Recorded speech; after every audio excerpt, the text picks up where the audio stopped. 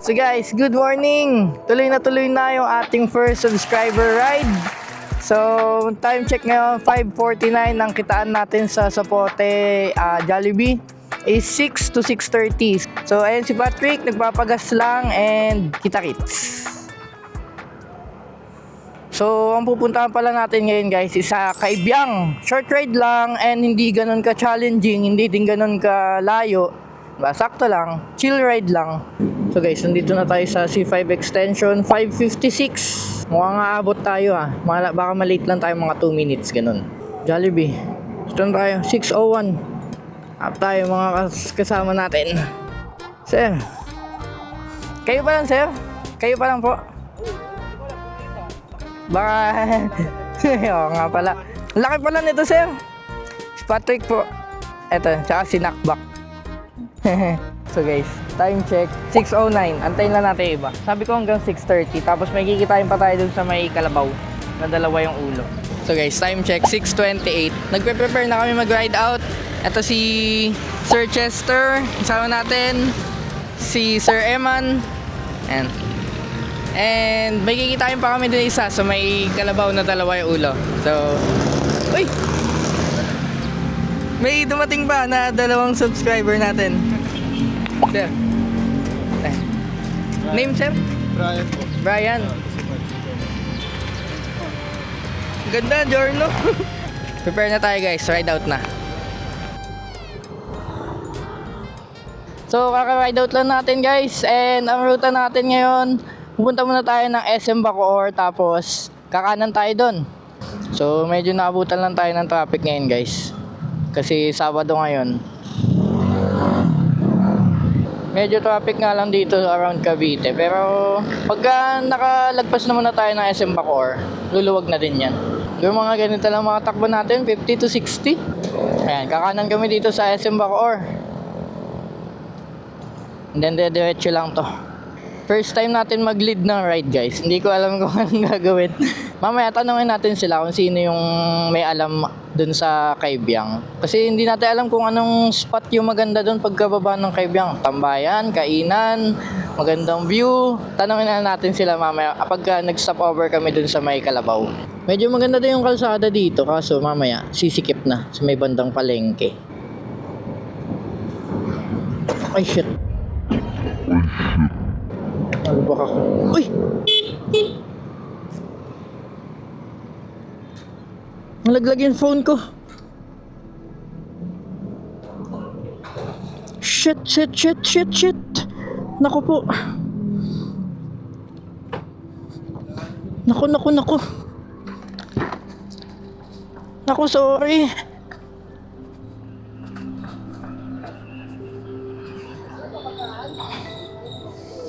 Madulas.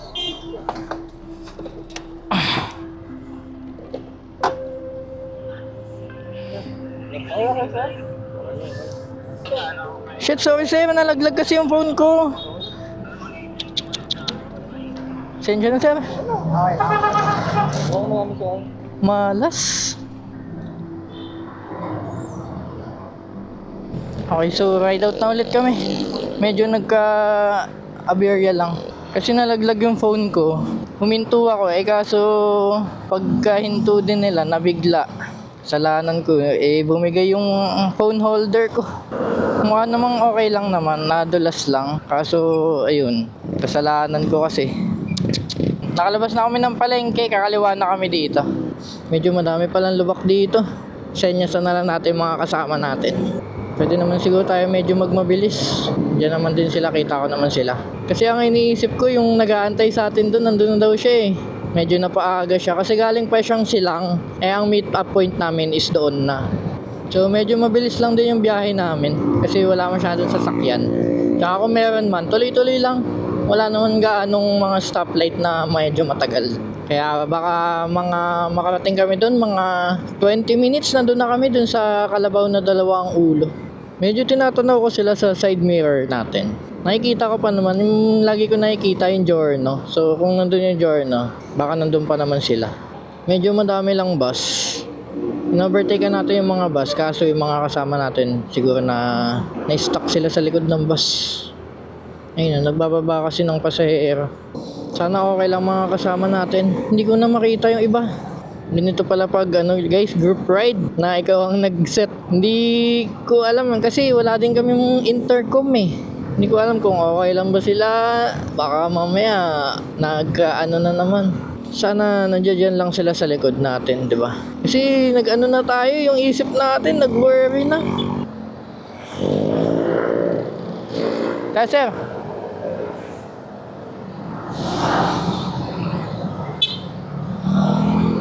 yan lang pala sila.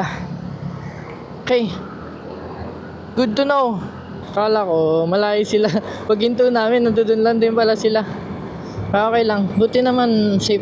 Kaya mas maganda dumaan dito guys, kaysa sa Aguinaldo Highway, yung Patagaytay. Dito kasi, kahit madami yung mga sasakyan, ganyan, tuloy-tuloy lang. Wala masyadong hinto unless magbababa yung mga ganyan mga bus. Sa Aguinaldo Highway kasi, ewan, ang bilis mag-traffic doon, tsaka madaming stoplight doon. Kaya dito, na-enjoy ko talaga eh. Pagka dito yung daanan eh. Kaso kasi yung mga destination na papunta dito is limited lang. Kaibiyang lang, mga beach. Eh sa Tagaytay, di ba, pagka papunta ng Tagaytay, medyo madami kang mapupuntahan. Dami din nagbabike oh. Baka papunta din ng Kaibiyang yan, no? Okay, kita ko na ulit sila sa side mirror ko. Sama-sama na ulit kami. And malapit na tayo lumiko dun sa Kalabaw. May meet up na natin yung isa. Medyo weird lang sa akin guys kasi group ride kami pero hindi ko pa sila gaanong kilala and hindi kami magkakausap-usap. Maganda sana kung same kami ng intercom, no? Magkakausap kami, lahat kami. Habang nasa biyahe, magiging ka-close na natin sila, di ba? Ma-interview natin sila, ganun. Kaso hindi. Mamaya, medyo naiiya pa ako kasi hindi ko alam. Pero okay lang yan. Mamaya kilalanan natin sila, mga bago nating kaibigan. Basta as long as safe naman. Sana medyo bumalik na yung energy natin kanina. Kasi yun nga. Kasi diba dahil dun sa kanina, tayo dito sa Petron. Ito na yung dalawa ang ulo. Honda Click na gray. Saan na siya? Ay, ito. Gion? Medyo madami. So, ito mga kasama natin. Honda Click, PCX, Gixxer, XR150L, and Max, Giorno, tsaka Aerox. Yan. Ilan ba kayo? 1, 2, 3, 4, 5, 6, 7, 8. 8 kami guys. And mag-ride out na din kami. Time check natin, 7:28. Nandito kami sa Petron. Ito yung, nandito sa likod nito yung Kalabaw, dalawa ang ulo. Okay, naka-ride out na kami guys. 7:32. Pakaibiyang na to. 23 kilometers pa pala.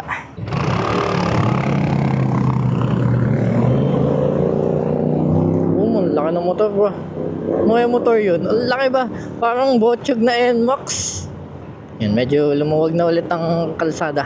Medyo weird lang yung pagbablog natin ngayon guys. Kasi ewan ko, parang tinamaan ako ng ng kakaibang social anxiety.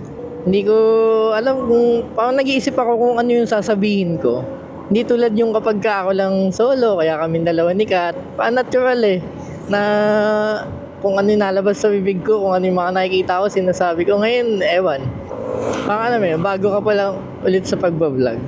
Pero I'm happy na may mga supporters tayo na sumama. Thank you sa inyo. Kahit nagsisimula pa lang ako, di ba? Last na punta ko dito, alam ko, nagte-thank you ako kasi ang bilis ng subscriber count ko. Pang 700 ata yung subscriber ko nun. Ngayon, nasa 2,200 na, di ba? Ang layo na natin, guys. Sobrang thank you. I'm happy. Kung may budget lang ako ngayon, guys. Nililibre ko sana kayo. Eat all you can, joke lang. Kung may makakainan kami na medyo affordable naman, di ba? Ba't hindi? Parang naging smooth yung takbo ni Danby ngayon nagpapakitang gilas. Papakitang gilas si Danby ngayon, wala masyadong vibrate Parang wala masyadong big bike ngayon, no? Kasi last time, di ba, nung pumunta ako dito, Sabado din yun, ang daming mga naka-big bike. Ito na yun sa tulay. Dati pwede huminto dito eh. Ewan ko ngayon, ba't wala na masyadong nahinto? Sino nga yung mga kasama natin kanina? Gion, Eman, Brian ba yun? tsaka si Sir Chester. Hindi ko natanong yung pangalan ni ma'am. Tanong natin mamaya. So abot pala ni Kat yung yung Giorno. Kasi balak namin mag Giorno. Ganang color din. Nasa 5.3 din ata si Kat o 5.4. So yun. Kung hindi yun tinabasan, testing natin mamaya, upuan lang natin. Tingnan natin kung abot nga ni Kat. Ang maganda kasi sa Giorno, ang dami agad parts. Ang daming nagbi-build agad. Yung kaha niya, isipin mo, di ba pang wala ka na masyadong babaguhin? Pero ang daming pwedeng mabago sa Giorno. Ang dami, ang highly customizable. Kanya-kanyang build, no? Ito na. Ito yung unang ahon, no? Kunat din, no? Yung ahon. Buti, nag 15 grams tayong bola kay Danby. Medyo kinakaya-kaya niya na. Wala nga masyadong big bike. Ito yung kanina yung mukhang malaking NMAX. Mga ganun lang. Wala yung mga sports bike. Sa mga probinsya, madaming mga nagsisiga, no? Pag nakakaamoy ako ng siga, akala ko tuloy lagi pang galing kay Danby. Lagi ako nag-overthink. Ano ba, umuusok ba? Kaya mo pa ba Danby? Lalo kung ganito yung mga ahon, di ba? Ahon, lusong. Hindi ko alam kung umuusok ba yung preno o yung CVT eh. Buti, hindi pa naman. Tambay muna kami dito sa Puerto Azul. Picture lang tayo. Siyempre, memorable to. First natin to na may mga kasama tayo dito. Tsaka yung iba, first time nila kasi dumaan dito sa Pakaibiyang. Pogi talaga ng Giorno, oh. Yan yung lineup namin. Iba-ibang motor. Welcome dito, kahit ano. Kala ko nga may mga nakanabi na pupunta, wala. Ayun, oh. Picture muna kami, guys. Yan kami, line up.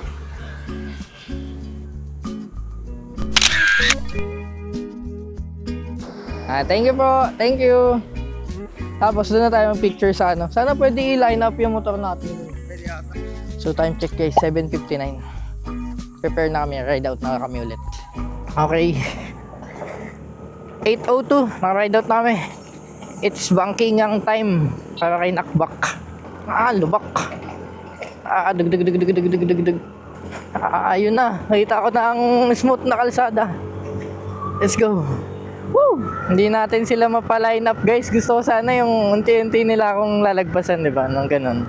Wala. Hindi natin. Wala tayong intercom eh. Ganda talaga dito, oh. Mas wala masyadong sasakyan. Isang pesko ng hangin. Pakaganda ng tanawin. Ingat lang pala kasi may mga unggoy-unggoy dito na tumatawid. Lamig ng hangin dito.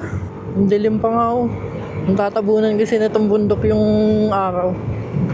Lamig! Nakakaginaw. 12 minutes daw, nandun na kami.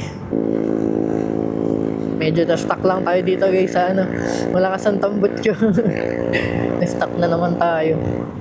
Yun lang, medyo anticlimactic yung ride namin dito. Kasi ang daming mga sasakyan. Hindi maka-overtake. Ay, Navi. Saan kaya papunta yun, no? Mukhang maganda. Next time nga, explore natin yun. Yung kalsada dun, no? Grabe, ang dilim dito, oh. Yun, no? Ang presko. Yun, no? Sa likod ng init. Kaso, wala yung mga kasama natin. Tayo natin mga kasama natin. Please, pa-picture kami. First time ko lang magpa-picture dito kasi ng shit, ang lakas. Kasya ba? Hindi yata kasya. Hey!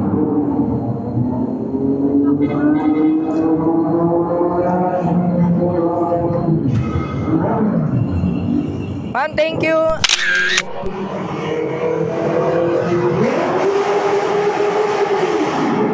Okay, let's go!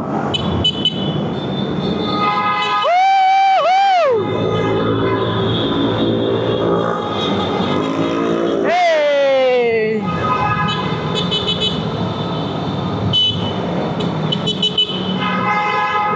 Let's go, guys!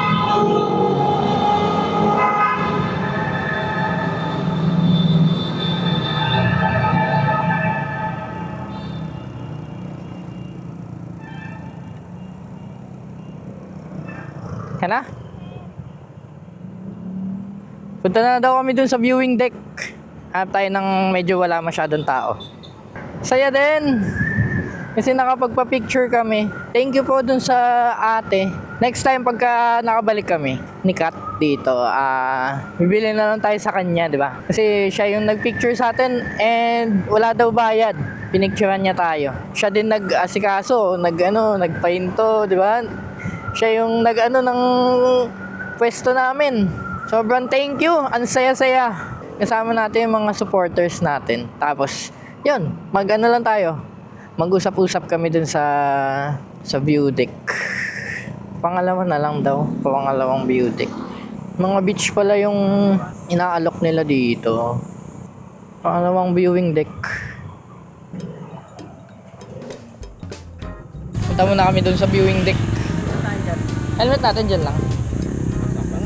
Wala yan eh. Ano ba? Kumusta banking mo? Hindi mo nakabumakin. Mga kasama natin.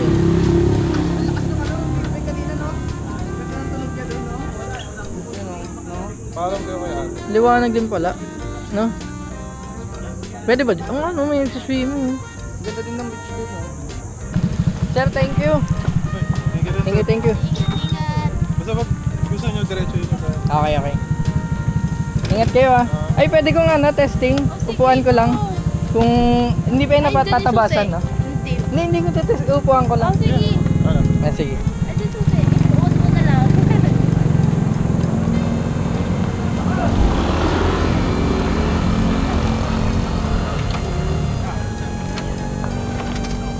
Aabot din pala. Abot. Pero hindi mo siya ma-TV.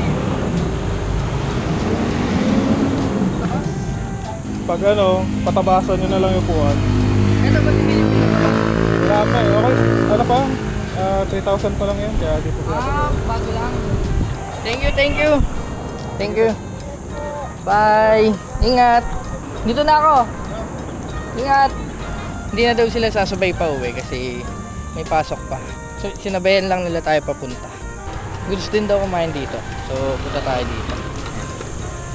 Sa color blue.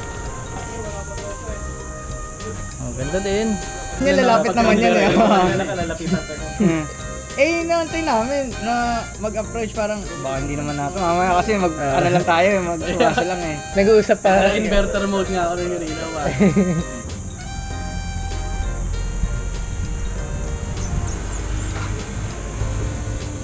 Sa Jollibee pa rin yung chicken. Alam natin. Chicken, poppies, kaldereta, hata, tapos yung bulalo.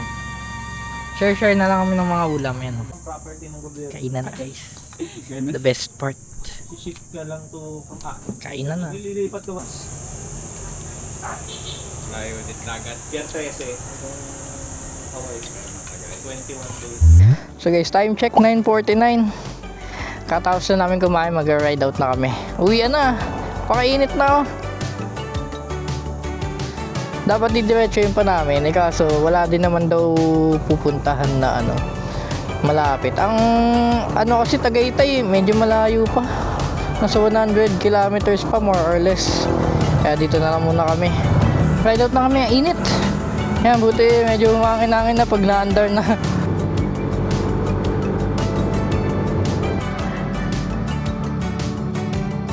Dito na natin tatapusin guys ang vlog natin. Thank you sa mga kasama natin. Sobrang thank you. Ang saya sa feeling ng may nagsusupport sa'yo, di ba? Tsaka magkaroon ng bagong kaibigan. Mga kaibigan natin.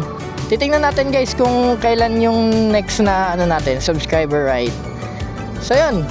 Ride safe always and kita-kits sa next vlog. Bye!